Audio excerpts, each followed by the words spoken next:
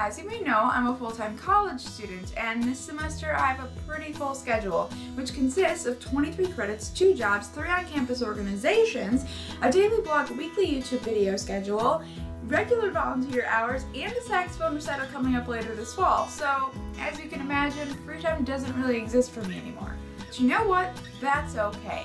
Because if you think about it, when I go to Walt Disney World, I'll regularly go from like 9 in the morning until 1 or later the next morning, only to get a couple hours of sleep and then do it all over again. So college should be a breeze, right? Right. On the other hand, a schedule like this doesn't exactly leave me a lot of time to actually think about Disney.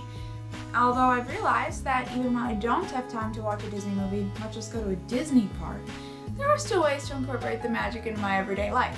I even write a whole blog on it. In fact, I just hit day 1000, and if that doesn't show that Disney can pop up even when you're on your 8th cup of coffee and you're so dog tired from working, I don't know what does.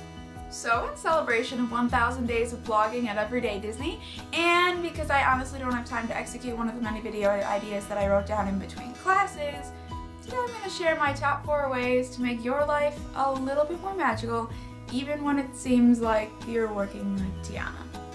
If there's one thing Disney's good at, it's getting us Disney fans to buy stuff. Now, don't even look at me like you're not guilty of buying Vinyl Nation or Tsum Tsums or mugs, and this one will get a lot of you. Pins. We all have our own collections of Disney merchandise, like my strange collection of anything and everything Spaceship Earth related, or the bunch of plush characters my family started a really long time ago.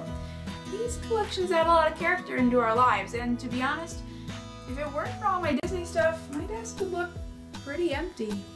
Even the busiest of us have to eat sometime, right? So why eat something super boring when you can eat something super magical? My personal favorite is Mickey waffles, but there are hundreds of Disney recipes out there, from Butterfinger cupcakes to gray stuff to Hoop-Dee-Doo Revue strawberry shortcake.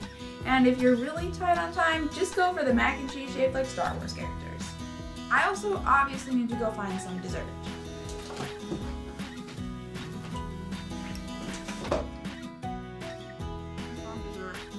Indiana Jones and the Last Crusade, Indy meets one of the Knights of the Round Table, who tells him to choose wisely when deciding on a holy grail to pick. Now, I don't think we're on the same high stakes as Indy here, but we do need to choose wisely on what to do in those few minutes we manage to actually carve out of our schedules.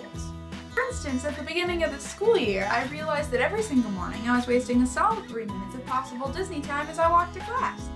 So I implemented a Disney song of the day.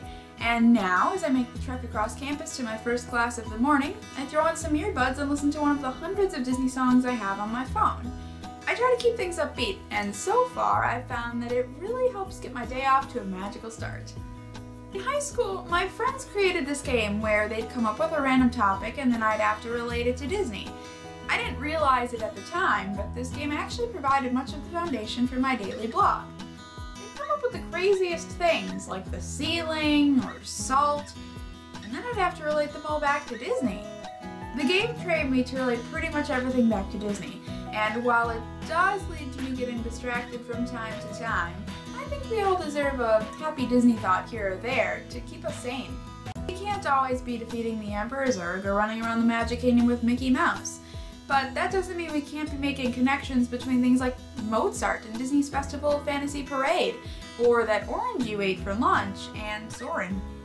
The truth is, Disney is ingrained deep down inside every single one of us, and that gives every moment the possibility of becoming something really magical.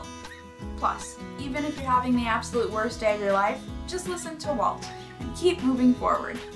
I'll see you all next week for more videos, but let me know in the comments down below what you do to make your day-to-day life a little bit more magical.